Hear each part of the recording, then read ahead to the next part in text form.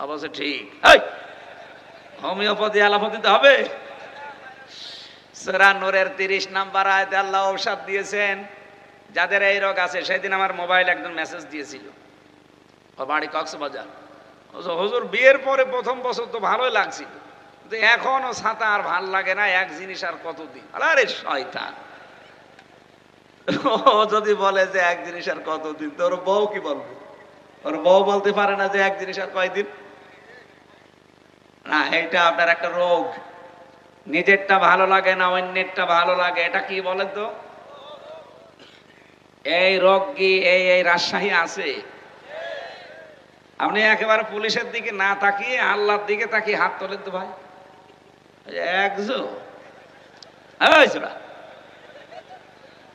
না, যে দুইজন হাত তুলেছে মনে হচ্ছে বিবাহিত, চরিত্র তো খুব খারাপ। হ্যাঁ পুলিশ ভাই, এই দুইজনে ধরে নিয়ে যাবেন তো।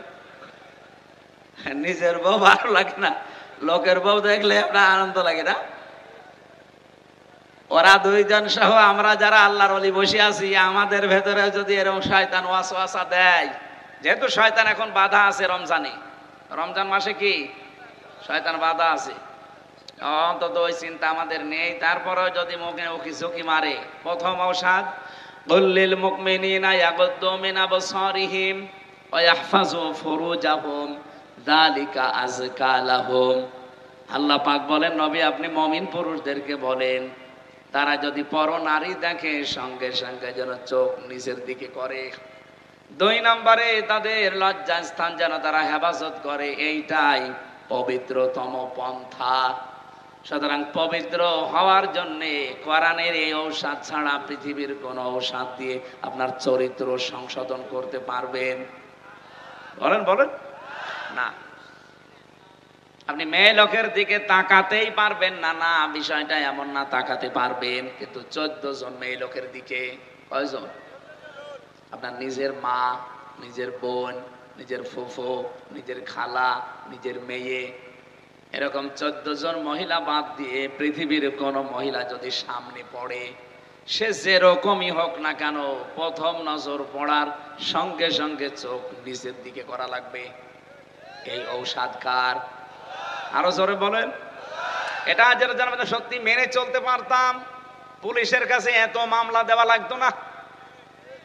আপনি থানাতে যান, যে দেখেন অধিকাংশ মামলা মেয়েলি হয়, মেয়ে লোক নিয়ে না জমি জায়গা নিয়ে।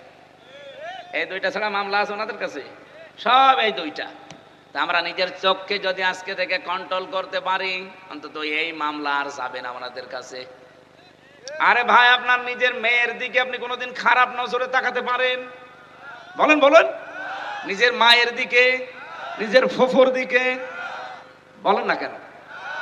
তাহলে অন্য যেগুলো আছে যদি চোখ পড়িয়েও যায়, প্রথম নজর মাপ, পরের নজর পাপ।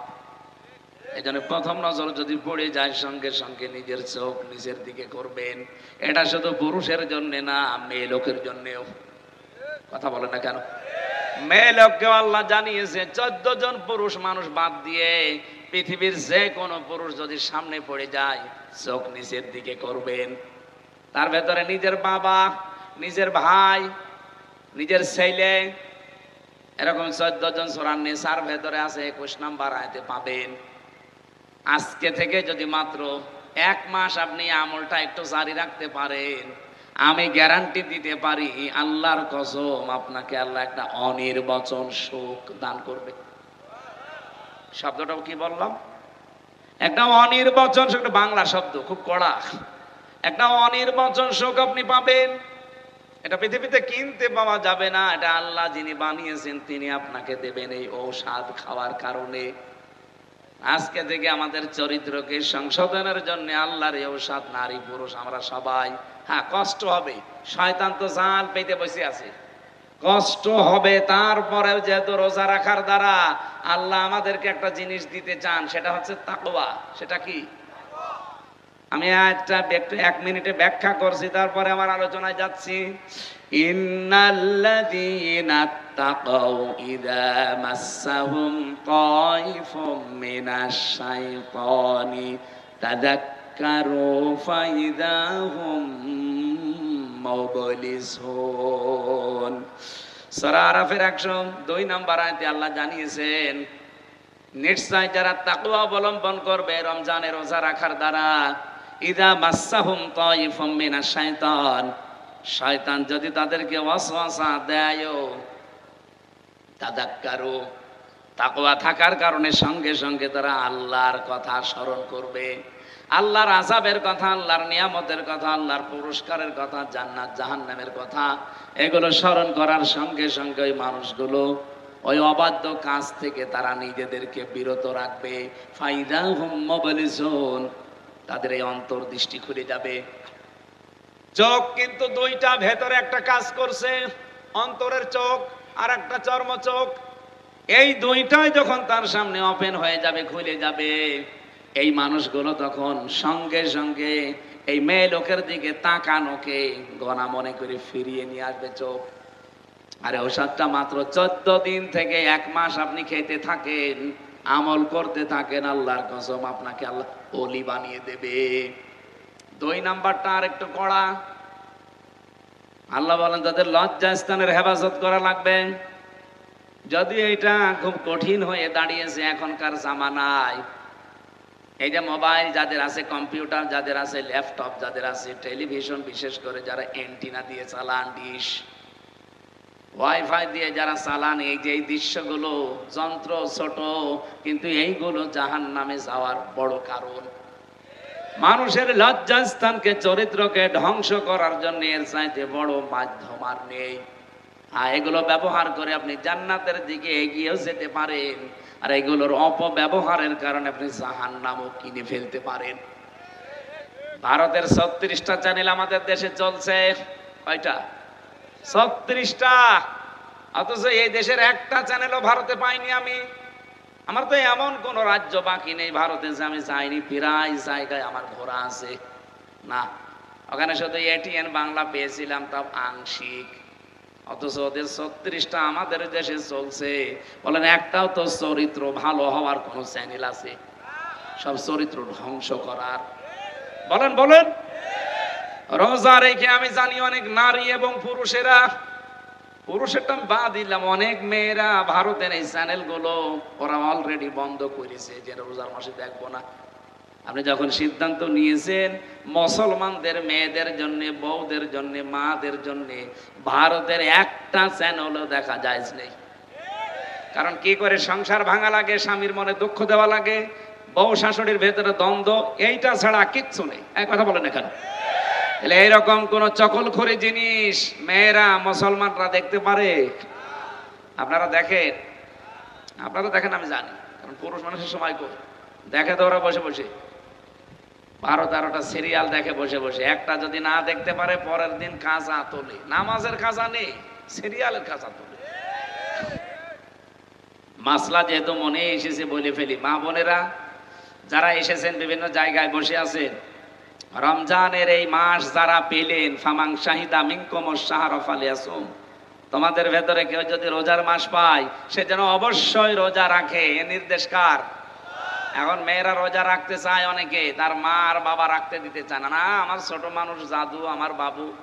আরে ভাই, আপনার মেয়ের উপরে আল্লাহর চাইতে আপনার দরদ কি বেশি নাকি? সে বীর্য থেকে শুরু করে এ পর্যন্ত বানিয়ে দিল, আর আপনার দরদ আল্লাহর চাইতে বেশি হয়ে গেল। হ্যাঁ, আপনি ছোট বয়সে রাখতে বলছি না।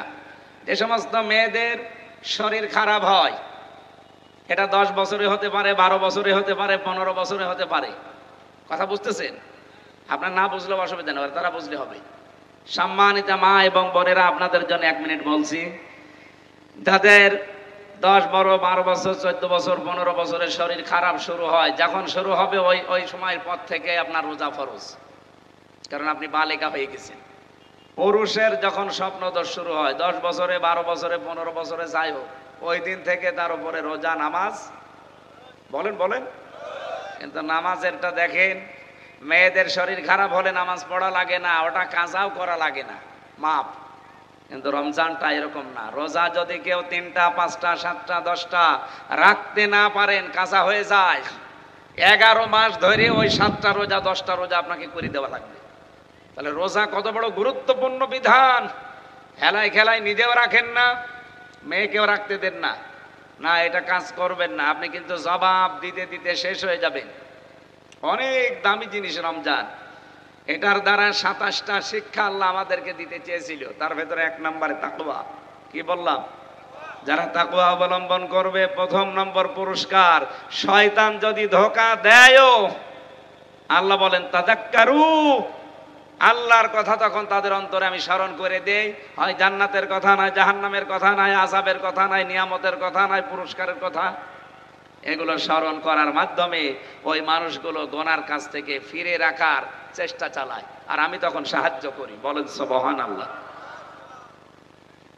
আর রাজশাহীবাসী, সুতরাং এই যে চরিত্র সংশোধন করা, বিশেষ করে লজ্জাস্থানের হেফাজত করা, এই 2টা কাজ যারা নিজেদেরকে জীবনে 1 মাস মতো একেবারে কন্টিনিউ করে ফেলতে পারবেন, রব্বুল আলামিন একটা অনির্বচন সুখ আমাদেরকে দান করবেন। বলেন সুবহানাল্লাহ। স্ত্রীর কথা তুলেছিলাম, তার হাতের দিকে হাত বাড়িয়ে দিলেও সওয়াব হয়, কিন্তু নিজেরটা অন্যেরটা দিলে ঠিক ওই রকম কবিরা গুনাহ হবে। কথা বলেন না কেন? এই জন্য যারা অন্যের সাথে লাইন করে আছেন নিজের বউ বাদ দিয়ে, বিশেষ করে বিবাহিত মেয়েদের সাথে, ভাবি হোক, প্রতিবেশীর স্ত্রী হোক, বা পাশের বাড়ির মেয়ে লোক হোক, যাদের বিয়ে হয়ে গেছে, এরকম মানুষের সাথে যাদের লাইন, এই মুহূর্তে মোবাইল নাম্বার থাকলে ডিলিট করে দিন, হোয়াটসঅ্যাপ নাম্বার থাকলেও ডিলিট করে দিন। কারণ জীবনেও সে মেয়ের তালাক না দিলে আপনি বিয়েও করতে পারবেন না, সারা জীবন কষ্ট পেয়ে মেয়ে মরবে। এরকম কষ্ট পাচ্ছেন কারা? এলাকায় নেই? এইরকম কষ্টে থাকবেন আপনি একদম মরণ পর্যন্ত। মরণ পর্যন্ত আমাদের ইবাদত করার দায়িত্ব, আর আমরা মরণ পর্যন্ত কষ্ট পেয়ে যাচ্ছি। আল্লাহ আমাদের হেফাজত করেন, বলেন আমিন। আমার ইবাদত হবে কি 2 বছর 5 বছর, না মরণ পর্যন্ত? বলেন বলেন। আমি মরে গেলে আমার আর ইবাদত নেই, মরে গেলে আমার দায়িত্ব তখন জীবিত মানুষদের। বলেন তো, আমি এই যে নদীতে, এই যে এখানে পুকুর আছে, মরে গেলাম, পড়ে মরে যাওয়ার পরে আমার দাফন হবে, কাফন হবে, কবরে দেবে, এটাকে দায়িত্ব আমার? বলেন বলেন। কার? জীবিতদের। সুতরাং আমার কাজ হবে আমার মরণ পর্যন্ত, এবং এই কাজটা হবে পুরাটা ইবাদত। পুরাটা কি? এরকম ইবাদত এই কোরআনে কারিমে আছে 500। কয়টা? আরো জোরে বলেন। এই 500-র ভেতরে একটা ইবাদতের নাম হচ্ছে সিয়াম বা রোজা। এটা এত গুরুত্বপূর্ণ বিধান, পৃথিবীর অন্যান্য বিধানগুলো আল্লাহ নাযিল করেছে জমিনে, আর রোজার নামাজের বিধানটা আল্লাহ একেবারে রাসূলুল্লাহকে নিয়েছে আরশে 6 মাস দিয়েছিল। কয় মাস? 50 ওয়াক্ত নামাজ দিয়ে, 6 মাস রোজা দিয়ে তিনি যখন ফিরে আসছিলেন, মুসা নবীর সাথে দেখা হয়েছিল 6ষ্ঠ আসমানে। হযরতে মুসা ডাক দিয়ে বলেন, ইয়া রাসূলুল্লাহ সাল্লাল্লাহু আলাইহি সাল্লাম, খুব আনন্দ মনে হচ্ছে, কি দিয়েছে আল্লাহ আপনাকে? বন্ধুর বাড়িতে গেলে তো কিছু না কিছু হাদিয়া তোফা দেয়, কি পেয়েছেন আপনি? নবীজি বলেন, ভাই মুসা, আমি পেয়েছি 50 ওয়াক্ত নামাজ আর 6 মাস রোজা। হযরতে মুসা বলেন, এত কিছু পেয়ে আপনি আনন্দে আছেন, বাস্তবতা বোঝেন আপনি? আপনি আমার চাইতে সম্মানে বড়, কিন্তু অভিজ্ঞতা আপনার চাইতে আমার বেশি। দুনিয়াতে আমি আপনার আগে গিয়েছি, আমি দেখেছি ওই জায়গায় আমার উম্মতের উপরে মাত্র একটা রোজা ফরজ ছিল বছরে, আর মাসে প্রতিদিন মাত্র 1 ওয়াক্ত নামাজ ফরজ ছিল, তাই তারা পড়তো না। আর আপনি 6 মাস রোজা পেয়ে 50 ওয়াক্ত নামাজ পেয়ে আনন্দে আছেন। জান আল্লাহকে বলেন যেন কমিয়ে দেয়। তিনি যেই কয়বার যান আল্লাহ কমাতে থাকে। শেষে আর 5 ওয়াক্ত ছিল, আর 1 মাস ছিল রোজা। মুসা নবী বলেন, না, আবার যান, আবার কমান। বিশ্ব নবী বলেন, ভাই যে মুসা আমার লজ্জা করছে, আল্লাহর কাছে আমি যেতে পারবো না। বারবার আল্লাহ আমাকে দিতে চায়, আর আপনি বলেন যে কমান। না, আমার লজ্জা করে, আমি যেতেই পারবো না, আমার উম্মত মারবে। সঙ্গে সঙ্গে জিবরাইল এসে বলে, হে রাসূল, আল্লাহ পাক সিদ্ধান্ত জানিয়েছেন। তিনি কিন্তু 50 ওয়াক্তই লিখে ফেলেছিলেন, 6 মাস রোজায় লিখেছিলেন। আপনার কনসিডারের কারণে আল্লাহ কমাতে কমাতে পর্যন্ত এসে দাঁড়িয়েছে। আপনার উম্মতদেরকে যে বলবেন তারা যদি সত্যি 5 ওয়াক্ত নামাজ সঠিকভাবে পড়তে পারে, রমজানের 1 মাস রোজা যদি সঠিকভাবে তারা রাখতে পারে, হক আদায় করে, আল্লাহ জানিয়েছেন 50 ওয়াক্ত নামাজ আর 6 মাস রোজা রাখার সওয়াব তাদের দিয়ে দেবেন। সেই সুযোগ এখন আমাদের অলরেডি চলছে। এজন্য যাদের জীবনে রোজা এসেছে, খুব মারাত্মক পরিস্থিতি খারাপ হওয়া ছাড়া রোজা ছাড়বেন না ভাই। অনেকে বলে আমি ভ্যান চালাই, আমি গরিব মানুষ, মাঠে কাজ করি, আমারও রোজা রাখা লাগবে। লাগবে না মানে? আপনি কি আল্লাহর বান্দার বাইরে? রোজা রাখলে মানুষের দুইটা গুরুত্বপূর্ণ অসুখ থেকে আমার আল্লাহ বাঁচিয়ে দেয়, যে বিজ্ঞান 2017 সালে এটা পেয়েছে, অথচ এটা কোরআনে আল্লাহ দিয়েছেন 1500 বছর আগে। আমরা অনেকে শিক্ষিত মানুষ যারা আছে, অটোফেজি নাম শুনেছেন? হ্যাঁ, অটোফেজি 2017 সালে জাপানের একজন বিজ্ঞানী, স্বাস্থ্য বিজ্ঞানী, চিকিৎসার উপরে নোবেল পর্যন্ত পেয়েছে। সে লোকটা ইউশনারি ওসামি। এই সাতাদের নাম উচ্চারণ করাও কঠিন, দাঁত মুখ বাঁকা হয়ে যায়। এই লোকটা চিন্তা করছে, আমি তো নোবেল পেয়েছি সেই বিষয়টা নিয়ে, এটা দুনিয়ার মানুষকে উনি জানিয়েছেন। আমাদের শরীরের ভেতরে 2 কোটি কোষ আছে। কোষ, আমরা যখন একাধারে খাবার খেতেই থাকি, তখন ওই আশেপাশে গুলো কিছু কোষ বৃদ্ধি হতে থাকে। বৃদ্ধি হতে হতে এই আসল কোষ যেগুলো, এগুলোই তখন দুর্বল হয়ে যায়। আর যেগুলো বৃদ্ধি, ওই পরগাছা আগাছা, ওগুলো তখন আরো শক্তিশালী হয়। দেখবেন ফসলের ভেতরে আগাছা পরগাছা, ওর জোর বেশি না কম? আর ওগুলো বেশি হলে আসল ফসল ঠিক থাকে, দুর্বল হয়ে যায়। কথা বলে না কেন? এই কোষগুলো আল্লাহ যেগুলো দিয়েছেন শরীর কন্ট্রোল করার জন্য, এগুলো তখন আর দাম নেই, কমে যায়। ওই পরগাছা অতিরিক্ত যেগুলো, ওগুলো এত শক্তিশালী হতে থাকে। উনি চিন্তা করলেন এটা কমানো যায় কি করে। 13 বছর গবেষণা করে এই তথ্য দুনিয়ার মানুষকে দিয়েছে। কেউ যদি একাধারে 29 থেকে 30 দিন, 24 ঘন্টার 12 থেকে 14 ঘন্টা দিনের বেলা না খেয়ে থাকতে পারে, একাধারে 1 মাস এভাবে যদি পালন করে, অতিরিক্ত ওই কোষগুলো, এই কোষ আস্তে আস্তে খেয়ে সব সাবার করে ফেলে। এগুলো যদি সাবার না হয়, উনি দেখেছেন রক্তের ভেতরে 5 প্রকার ক্যান্সার হওয়ার সম্ভাবনা বেশি। আমাদের এই যে 3.5 হাত বডির ভেতরে 5.5 কেজি রক্ত আছে, এখানে প্রায় 5 প্রকার ক্যান্সার হয়। ওই অটোফেজি আবিষ্কারের মাধ্যমে তিনি দেখিয়েছেন। ওই কোষগুলো যেগুলো পরগাছা আগাছা অতিরিক্ত গুলো বৃদ্ধি হতে থাকে, তখন আপনার আসল কোষ দুর্বল হয়ে যায়, ক্যান্সার দেখা দেয়। 2 নম্বরে টিউমার, হয় এটা ভেসে উঠবে, নাই রক্তের ভেতরে থাকবে। অনেকের দেখবেন শরীরের ভেতরে টিউমার ভেসে ওঠে। এই যে একটা ভেসে উঠেছে, এটা আমার জেলখানা থাকতে হয়েছিল 3 বছরে। ওখানে তো চিকিৎসা ছিল না, করতে পারি নাই। বের হয়েও যে সময় দেব, সে সময়ও পাই না। উনি বলছে 30 দিন যদি একাধারে দিনের বেলায় কেউ না খেয়ে থাকতে পারে, অটোমেটিক ভাবে ওই ন্যাচারাল ভাবে যেগুলো তৈরি হয়, ওনার তো আল্লাহ বলে না, বলে যে গডের দেওয়া প্রাকৃতিক ভাবে, প্রকৃতিগত ভাবে যেগুলো তৈরি হওয়া 2 কোটি, ওগুলো তখন এই আশপাশে যা থাকে খেতে আরম্ভ করে। খেতে খেতে খেতে খেতে 30 দিনে পুরা সাবাড় করে ফেলে। আপনার রক্তে 5 প্রকার ক্যান্সার আর টিউমার হওয়া থেকে তখন আপনি বাঁচতে পারেন। বলেন তো, রোজা রাখার দ্বারা এই উপকার উনি চিন্তা করলেন। পৃথিবীতে কোনো ধর্মীয় গ্রন্থে তথ্য পাওয়া যায় কিনা? 4,500 ধর্মীয় গ্রন্থ আছে দুনিয়ায়। কত? 4,500 উল্লেখযোগ্য যেগুলো তিনি মিলিয়েছিলেন, দেখি কোনটা মিলানো যায়।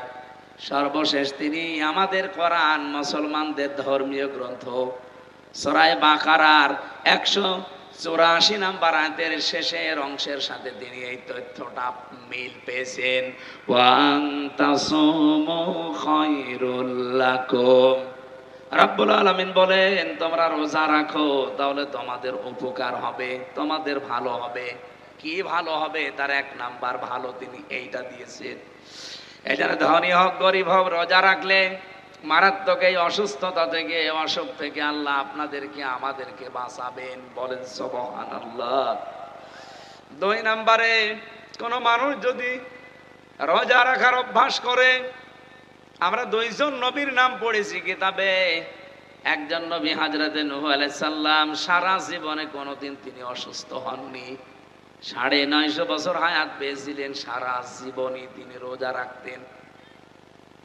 বিজ্ঞানও এখন প্রমাণ করছে রোজা রাখলে শরীরের ভেতরে অনেক জার্ম আল্লাহ শুকিয়ে দেয়, নষ্ট হয়ে যায় ওগুলো।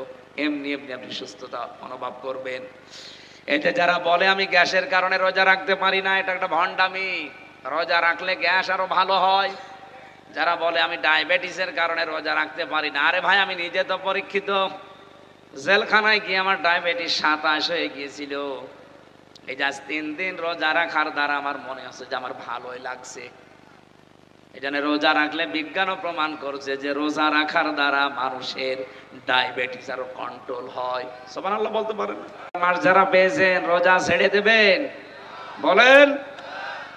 উদ্বুদ্ধ করবেন আরো যারা রাখতে চায় বা রাখতে পারে এরকম মানুষদেরকে। আমার ভাইরা, 3 নাম্বারটা পেয়েছি, কোন মানুষ যদি রোজা রাখার দ্বারা তাকওয়া অবলম্বন করতে পারে, যেটা এটা ইবাদতের ভেতরে অন্যতম একটা ইবাদত। তাকওয়া অবলম্বন করার দ্বারা দুনিয়া আখিরাতে তো ফায়দা আছে। আল্লাহ পাক এই পৃথিবীতেও যদি কোনো বিপদেও পড়ে, এই রোজা রাখার দ্বারা যে তাকওয়া অর্জন হয়েছে, এই তাকওয়ার কারণে মহান আল্লাহ তার ওই বিপদটাও দূর করে দেয়। হযরত ইউসুফ নবীর দিকে আপনি তাকাবেন, 7টা দরজায় তার তালা লাগানো ছিল। জুলাইখা এমন একটা জায়গায় নিয়ে তাকে প্রেম নিবেদন করেছিল। হযরত ইউসুফ কিন্তু চরিত্রের মহা দুর্যোগের ভেতরে পড়ে গিয়েছিলেন। ওই সময় বলেছেন রব্বুল আলামিন কুয়ায় ফেলেছিল ছোটবেলায়, ভাইরা তুমি আমাকে বাঁচিয়ে দিয়েছো আমার জীবনটা, কিন্তু আজকে আমি ঘরের ভেতরে এমন অবস্থায় আছি, এখানে শুধু জীবন না আমার ঈমান বাঁচানোই দায় হয়ে পড়েছে। কারণ মানুষ হিসাবে তার ভেতরেও চাহিদা ছিল না, ছিল না? কোরআনে কারীম জানিয়েছে ওয়ালাকাদ হাম্মাত বিহি ওয়া হাম্মা বিহা। জুলাইখা যেমন জিনা করার জন্য সব খুলে রাজি, ইউসুফ নবীও রাজি। হ্যাঁ না, মানে এখানে বাংলা অর্থ তো এটাই আসবে, ওয়ালাকাদ হাম্মাত বিহি ওয়া হাম্মা বিহা, 2 জনই রাজি। ইউসুফ নবীও রাজি ছিল, কারণ তার মানবিক যে গুণাবলী এগুলো তো তার ভেতরে আছে। আমির হামজার মতো 100 মানুষের যৌবন আল্লাহ নবীদেরকে দিয়েছিলেন, তারপরও সামনে যিনি দাঁড়িয়ে আছেন যেমন তেমন কালো ধলা মেয়ে লোক না, এটা বিশ্ব সুন্দরীর ভেতরে একজন। আমরা তাফসিরে 4 জন মহিলার নাম পেয়েছি। এই পৃথিবীতে এত সুন্দর করে আল্লাহ আর কাউকে বানাননি, আর বানাবেনও না। 1 নম্বরে আমাদের আদি মাতা হযরতে হাওয়া আলাইহিস সালাম, 2 নম্বরে জুলাইখা। এত সুন্দর করে আল্লাহ তার কাটিং তৈরি করেছিলেন, দেখলে মানুষের ক্ষুধা পর্যন্ত মিটে যেত। কি সুন্দর হতে পারে বলেন তো আপনি? পৃথিবীতে এখন যারা বিশ্ব সুন্দরী হয়, এদেরকে দেখলে নাকি মানুষ হা করে থাকে। তাহলে জুলাইখা কত সুন্দরী হতে পারে? যেহেতু তার সন্তানাদি হয়নি, এজন্য তার যৌবনও ঠিক ছিল। 2 জন পুরুষকে আল্লাহ সব জায়গায় সৌন্দর্যের অধিকারী বানিয়েছিলেন। তার 1 নম্বরে আমাদের নবী মুহাম্মদুর রাসূলুল্লাহ সাল্লাল্লাহু আলাইহি সাল্লাম, 2 নম্বরে হযরতে ইউসুফ নবী। তাহলে পৃথিবীর একজন সুন্দরী পুরুষ, সুন্দরী মহিলার সুন্দর না পুরুষ, 2 জন এক ঘরের ভেতরে। মানবিক গুণাবলী তো তাদের ভেতরেও ছিল। এজন্য আল্লাহ দিয়েছেন ওয়ালাকাদ হাম্মাত বিহি ওয়া হাম্মা বিহা। জুলাইখা যেমন রাজি, ইউসুফও রাজি। বাংলা অর্থ এটাই লেখা আছে। তাফসিরে জালালাইন থেকে বলছি, লাউলা বুরহানা রাব্বি, আল্লাহ পাক বলেন তার রব যদি তাকে কিছু দলিল প্রমাণ না দেখাতেন, ইউসুফ নবীও কিন্তু বিপদে পড়ে গিয়েছিলেন। কি দলিল দেখালেন রব? 1 নম্বরে দলিল তাকে দেখিয়েছেন, সরাসরি জান্নাত থেকে একটা চিরকুট নিয়ে এসে হযরত জিবরাইল মেলে ধরেছে। ওখানে লেখা আছে, ইউসুফ আমি তোমার মালিক আল্লাহ রব্বুল আলামিন বলছি তুমি কিন্তু জিনা করতে পারো না। 2 নম্বরে তার বাবা ইয়াকুব আলাইহিস সালামের সূরাত আল্লাহ হাজির করে দিয়েছিলেন। বাবা যেন সামনে দাঁড়িয়ে বলছে, ইউসুফ আমি তোমার বাবা বলছি তুমি কিন্তু জিনা করতে পারো না।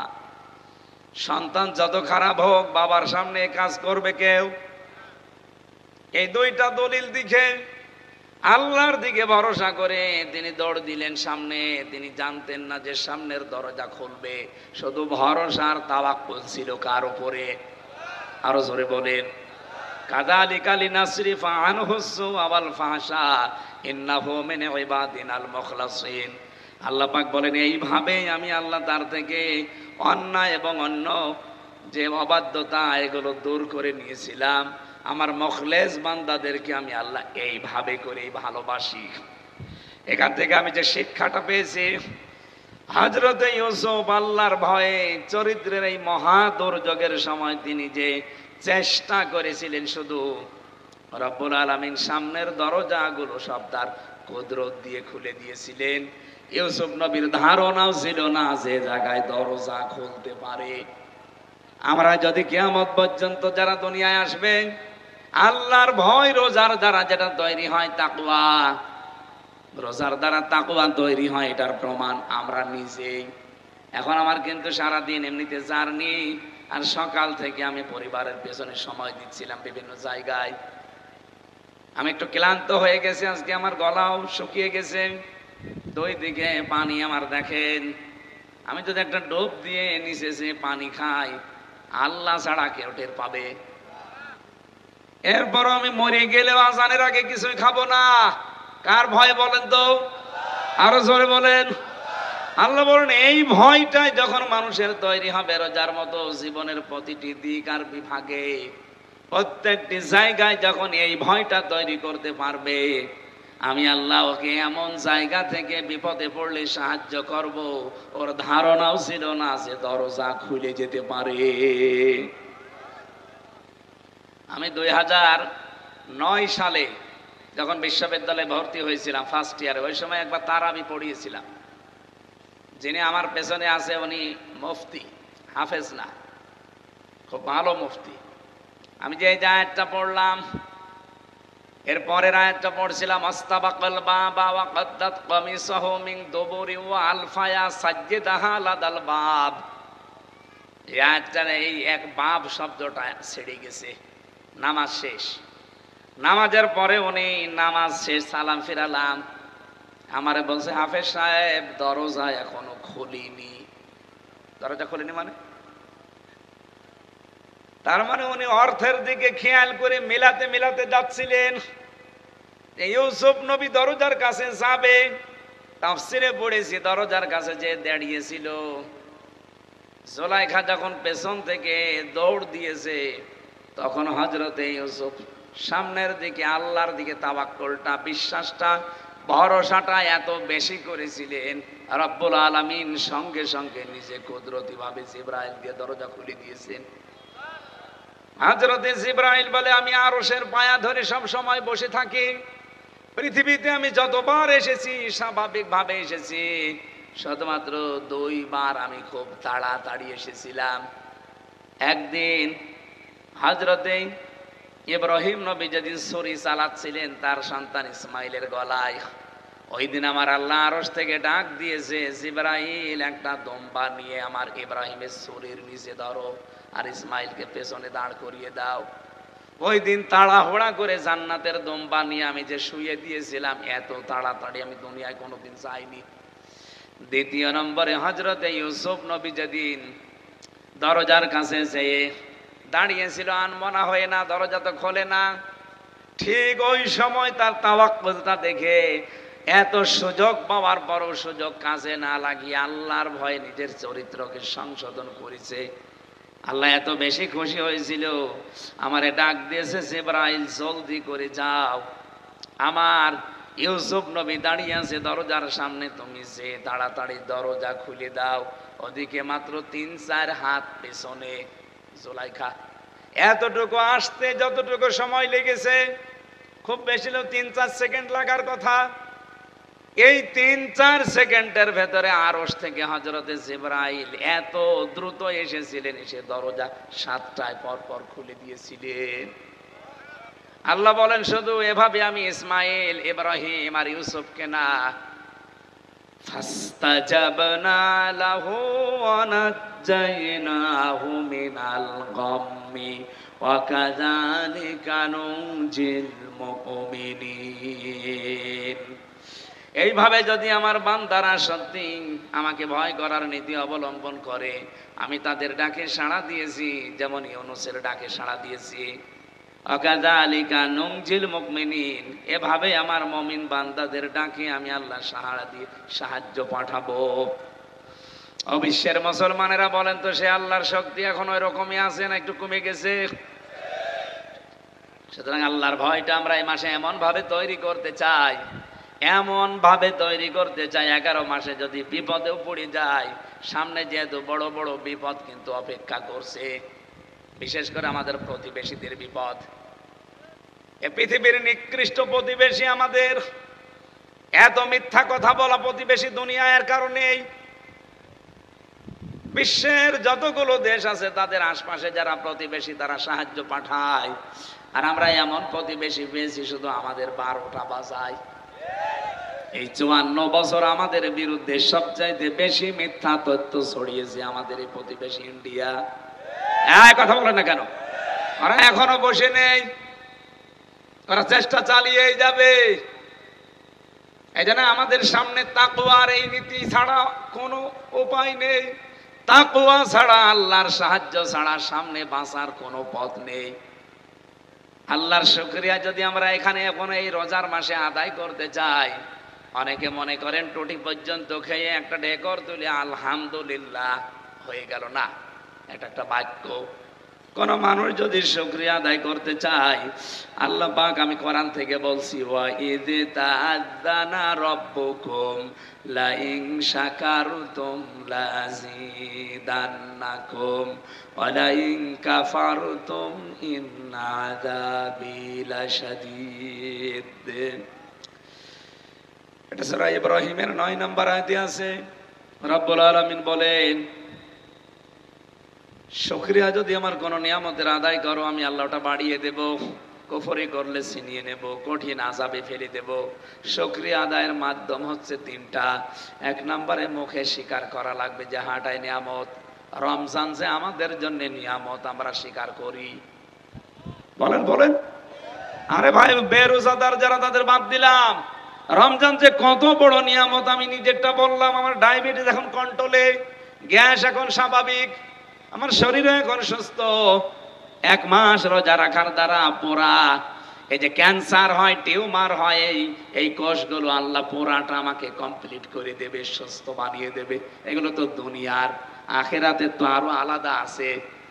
পৃথিবীতে মানুষ বিপদে পড়লে যার মাধ্যমে আল্লাহ সাহায্য পাঠাবে তার নাম তাকওয়া।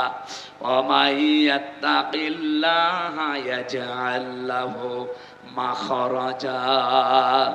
কোন মানুষ যদি আল্লাহকে ভয় করার নীতি অবলম্বন করে জীবন কষ্ট করে হলো চালাতে পারে, এমন জায়গা থেকে তার সাহায্য আসবে, তার ধারণাও ছিল না যে এরকম জায়গায় সাহায্য আসতে পারে। সেই সুযোগ আল্লাহ রমজানের মাধ্যমে আমাদের করে দিয়েছেন। সুতরাং আমরা স্বীকার করছি রমজান একটা ইবাদত এবং একটা নিয়ামত। 2 নম্বরে অন্তরে এটা মানা। অন্তরে মানা মানে ভেতরে একটা আনন্দ লাগবে আপনার রমজান আসলে, আমরা জানি মুমিন যারা তাদের লাগে। 3 নম্বরে আল্লাহর দেওয়া নিয়ম নীতি, সামনে রমজানের মাধ্যমে যে শিক্ষাগুলো আল্লাহ দিতে চেয়েছেন, পঙ্খানুপঙ্খানু আদায় করার নাম হচ্ছে শুকরিয়া আদায় করা। এই 3টা সামনে রেখে রমজানের শুকরিয়া আদায় করে বাকি 11টা মাস আমরা যেন আদায় করে চলতে পারি। আমিন। দিন কায়েমের দায়িত্ব কি শুধুমাত্র এই দেশে জামাত ইসলামের? বলেন বলেন। ছাত্রী সংস্থার, ছাত্র শিবিরের? দিন কায়েমের দায়িত্ব কার? আমরা শুধু ওসিলা, আমরা কামলা, বলে না কামলা কাজ করে এই যে জমিতে, লেবার, মনিশ, জন, পাট যাই বলেন, আমরা সেই চেষ্টা করে যাচ্ছি। কায়েম হলে ভালো, না হলে আমাদের কোনো অসুবিধা নেই। আল্লাহ বলেন, ওয়াবুদ রব্বাকা হাত্তা ইয়াতিয়াকাল ইয়াকিন। হে নবী ইবাদত করেন ওই দিন পর্যন্ত যতদিন ইয়াকিন না আসে। ইয়াকিন মানে মৃত্যু। ইয়াকিন মানে কি? যতদিন মরণ না আসে ততদিন ইবাদত করা লাগবে। এই পৃথিবীতে সর্বোত্তম ইবাদত আমরা কোরআন থেকে যেটা জেনেছি, আল্লাহর এই জমিনে আল্লাহর বিধান কায়েম করা। আলা লাহুল খালকু ওয়াল আমরু, সৃষ্টি যার, বিধান চলবে তার, এর উপরে কোনো ইবাদত আছে? এটার জন্যই বড় বড় নবীদেরকে আল্লাহ এই দুনিয়ায় দায়িত্ব দিয়েছিলেন। হযরতে মুসার নাম শুনেছি, হযরতে ঈসার নাম শুনেছি, হযরতে নূহর নাম শুনেছি, হযরতে ইব্রাহিম নবীর নাম শুনেছি, এমনকি আমাদের নবী মুহাম্মদুর রাসূলুল্লাহ সাল্লাল্লাহু আলাইহি ওয়াসাল্লাম প্রত্যেকের একই কাজ ছিল, আনাকিমুদ্দিন, দিন কায়েম করেন, ওয়ালা তাতাফাররাকু ফি। এই বিষয়ে কোনো ফতোয়াবাজি চলবে না। সুতরাং বাংলাদেশে আমরা যে যেই মতে পথে যে যেই লাইনে আসি, মাসলাকে আসি, করেন আপনার কাজ, আপনার টার্গেট থাকা লাগবে কি করে এই জমিনে আল্লাহর বিধান কায়েম হয়। এই জায়গায় কোনো ফতোয়াবাজি চলবে? বলেন। কারণ সৃষ্টি যিনি তৈরি করলেন তার হুকুম না চললে ওই জিনিস অচল হয়ে যায়। মোটরসাইকেল যিনি বানিয়েছেন একটা বই দিয়ে দেয় যে কিভাবে চালাবেন, ওই অনুযায়ী না চালালে আপনার মোটরসাইকেল টিকবে? বলেন না কেন? যেখানে গিয়ার দেওয়া দরকার গিয়ার না দিয়ে আপনি আরো ব্রেক চেপে ধরেছেন, ও কিয়ামতের আগে যাবে? এই জন্য যিনি বানায় তিনি ভালো জানে যে কি করে চলা লাগে। আলা লাহুল খালকু ওয়াল আমরু, আমি বানিয়েছি, এখানে হুকুম আমি দিয়েছি। ইনিল হুকমু ইল্লা লিল্লাহ, আইন দেওয়ার মালিককে? বাংলাদেশের রাজশাহী, চাঁপাইনবাবগঞ্জ, সাতক্ষীরা এগুলোকে ফিলিস্তিন বলা হয়, কারণ এরা দিনের জন্য যে কোরবানি দিয়েছে। কিয়ামতে যদি আল্লাহ জেলা জেলা ভাগ করে যে জান্নাতে ঢোকায়, রাজশাহী অন্তত 3 নম্বরে থাকবে। 1 নম্বরে সাতক্ষীরা, 2 নম্বরে চাঁপাইনবাবগঞ্জ, 3 নম্বরে এই রাজশাহী। বহু অত্যাচার, জুলুম, নির্যাতনের শিকার আপনারা হয়েছেন। আল্লাহ যেন উত্তম জাযা কিয়ামতে দান করেন। জেলার হিসাব করলে আমার কুষ্টিয়া জেলা মনে হয় 64 নম্বরে থাকবে, কারণ ওখানে সারা পৃথিবীতে একটা নিরাপদ জায়গা, পুলিশ পাহারা দিয়ে গাঁজা খাওয়ায়। আমি সারা পৃথিবীর কথাই বলছি, এমন কোন জায়গা নেই যেখানে পুলিশ পাহারা দিয়ে গাঁজা খাওয়ায়, কিন্তু বাংলাদেশের কুষ্টিয়ায় লালনের মাজারে পুলিশ এই যে ভাইরা পাহারা দেয়, বলে খা আমরা আসি, কেউ কিছু বলবে না। প্রকাশ্য সেজদা দেয় কবরে। আমাদের হাত পা বাঁধা ছিল এতদিন, ওখানকার সভাপতি, কবরের সভাপতি, মাজারের লালনের হানিফ সাহেব, ও আল্লাহর ওলি যেরকম সেই রকম জায়গার সভাপতি। সেক্রেটারি হচ্ছে ওই জেলার যিনি আওয়ামী লীগের সেক্রেটারি তিনি। বলেন তো, এইরকম মানুষ যদি সভাপতি সেক্রেটারি থাকে, সেখানে আপনি কথা বলতে পারবেন? কথা বলার আগেই তো 4 দেওয়ালের মাঝে চলে যাবেন। হালকা পাতলা কিছু বলেছিলাম, এই জন্য বলেছিল ওই পিসকে হুজুর যেন বাইরে না থাকে।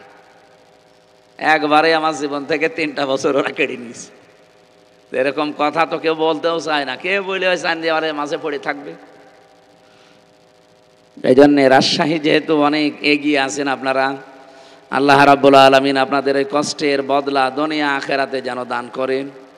এ বিষয়ে কোনো মত পার্থক্য কেউ যেন না করেন যে না, দিন কায়েমের দায়িত্ব, ইসলাম প্রতিষ্ঠার দায়িত্ব শুধুমাত্র প্রশাসনের না, শুধু জামাত ইসলামের না, শুধু বিএনপির লোকের না, সবার।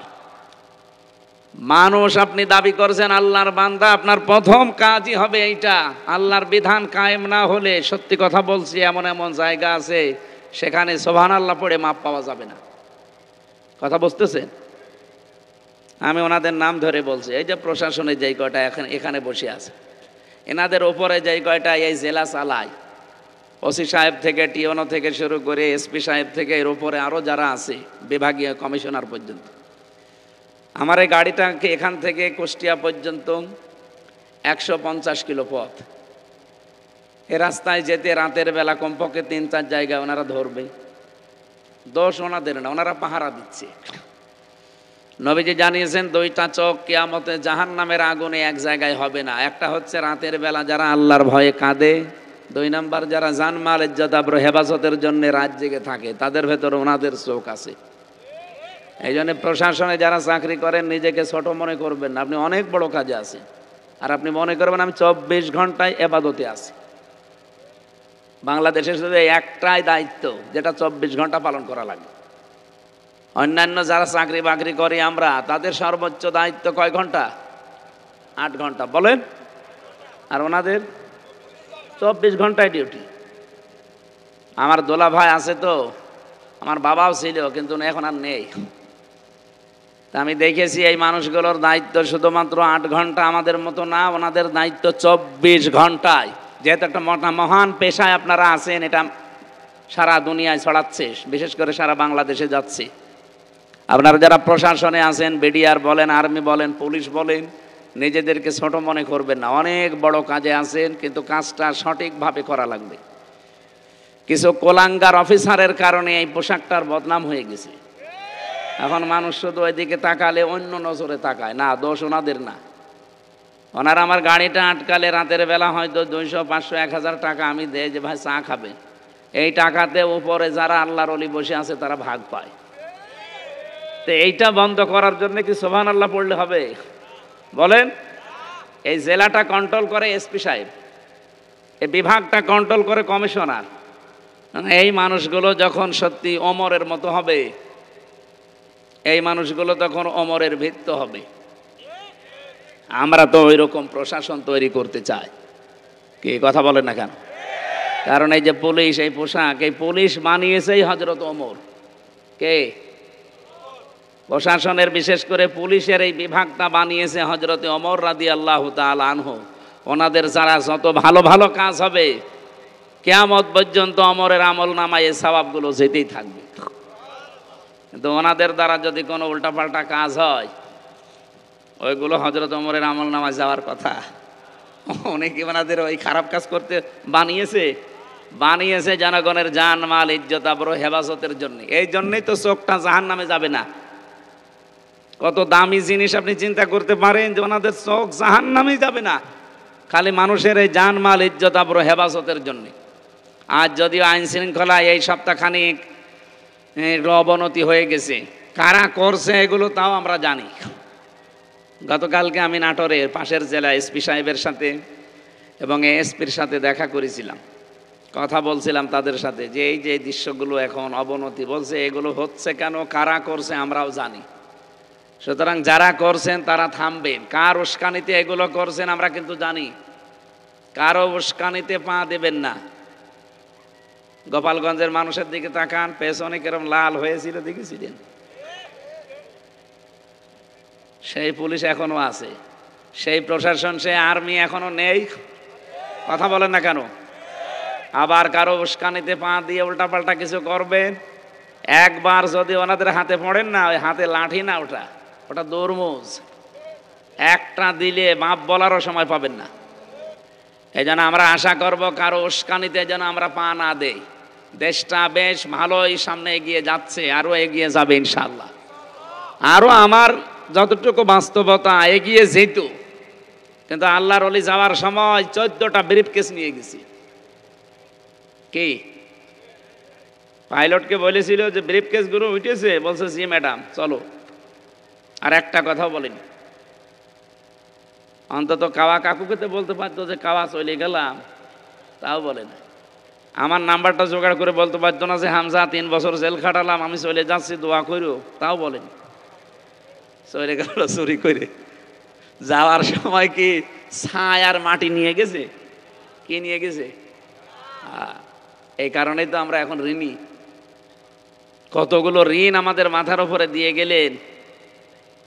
এদেশে এখন কেউ জন্ম নিলে তার মাথার উপরে 1,10,000 টাকা ঋণ ঠোকলা করে দিয়ে গেছে দেশটা। আর বলে যে আমি কি করেছি, যে আমার অপরাধ কি? আপনি এখনো অপরাধ টের পাননি। আপনার জীবনের সবচাইতে বড় অপরাধ আয়না ঘর। কথা বলো না কেন?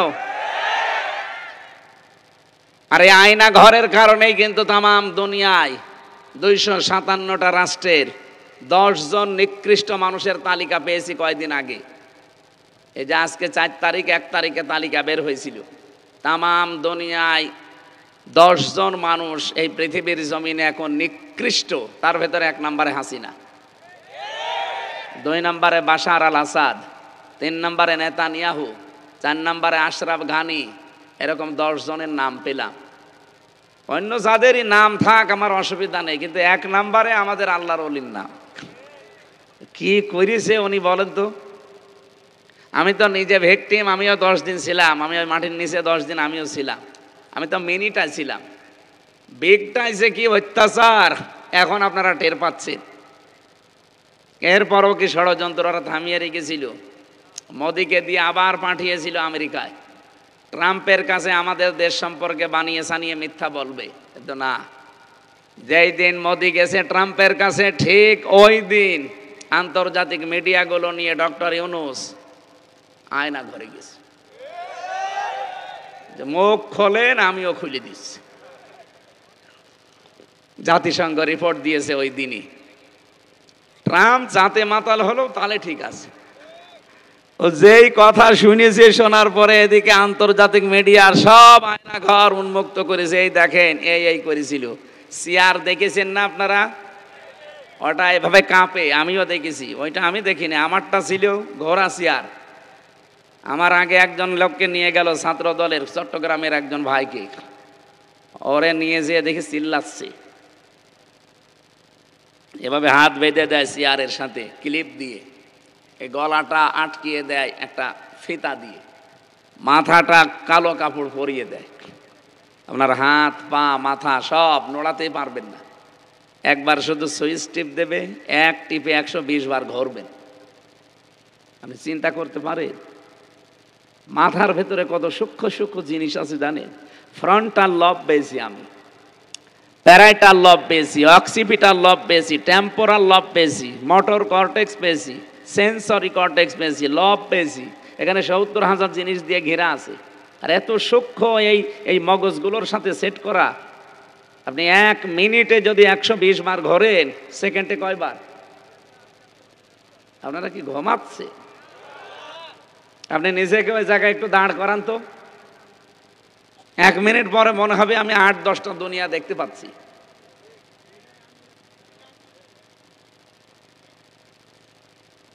এরকম একটা মেশিন নিয়ে আসলো আমার এই নখ তোলার জন্য, বলছে এই নখ তোলা হবে।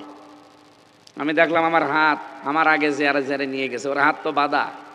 ও মেশিনটা এমন মাপে তৈরি করা, পায়ের সাথে আর হাতের সাথে শুধু একবার টিপ দেবে, একবারে নখগুলো সব খুলে চলে আসবে। আরে নখ খুলে গেলেও তো হয় না, ওর উপর আবার লবণ ছিটিয়ে দেয়। ওই পুলিশকে জিজ্ঞাসা করেন, ওরা যদি দায়িত্ব এরকম থাকে ও বলতে পারবে।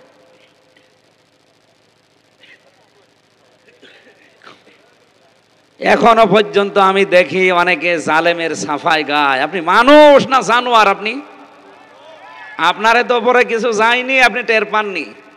আপনার বাবারে যদি ওই ব্যারিস্টার আরমানের মতো 8 বছর আয়না ঘরে রেখে দিত, আপনি টের পেতেন যে কারে কি বলে।